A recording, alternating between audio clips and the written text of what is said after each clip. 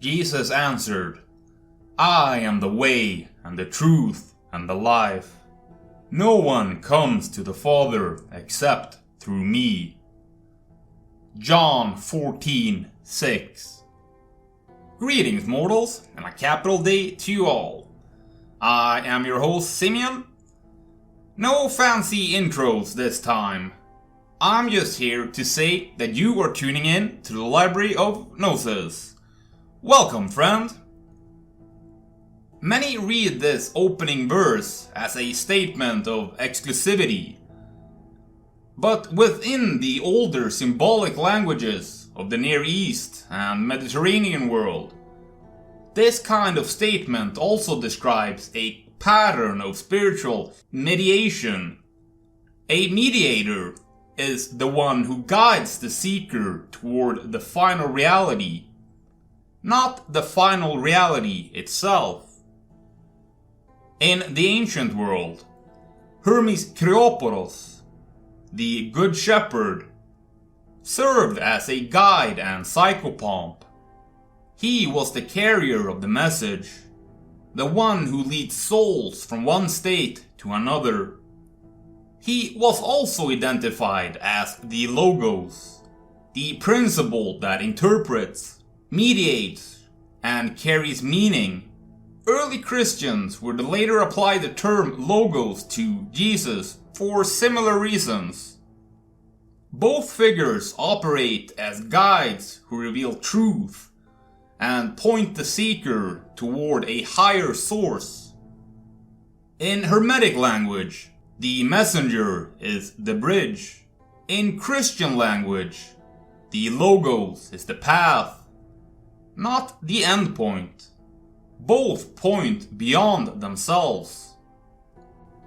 The sun is the radiance of God's glory and the exact representation of His being, sustaining all things by His powerful word. After He had provided purification for sins, He sat down at the right hand of the Majesty in heaven. Hebrews 1:3. Mercury in astronomy mirrors this same principle. It is the closest planet to the Sun and is never seen at the height of day.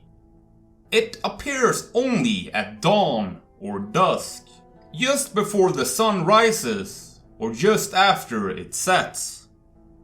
Symbolically, Mercury prepares the mind for illumination, but is not the illumination itself. It is the threshold, not the center.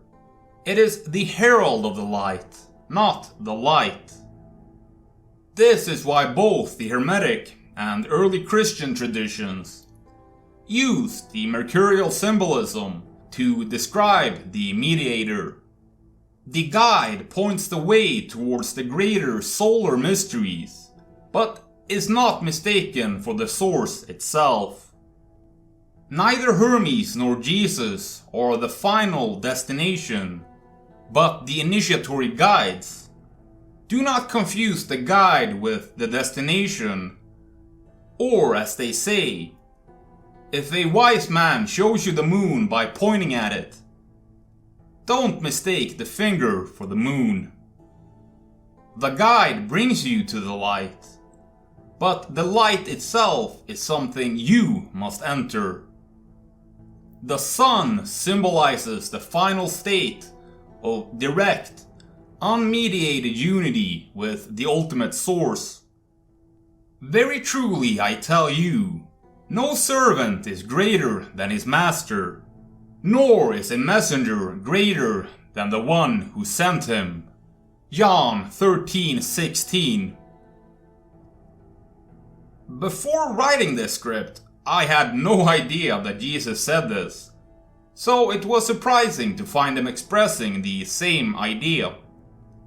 I guess that if you understand how principles and archetypes work, it works on all levels of reality. Now, do not get this wrong.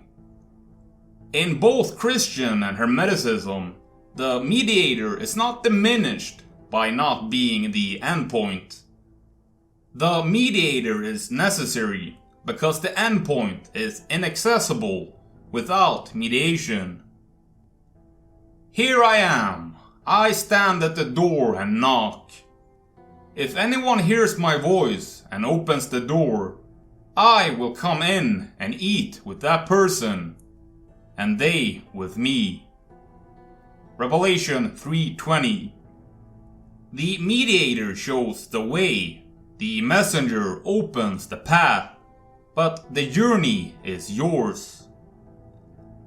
Hermes, Mercury, and Jesus all point beyond themselves to the source of truth and light. The path requires your engagement, your insight, and your willingness to enter the light. In every tradition, the ultimate reality cannot be handed over. It must be realized. Enter through the narrow gate, for wide is the gate and broad is the road that leads to destruction, and many enter through it. But small is the gate and narrow the road that leads to life, and only a few find it. Matthew 7:14.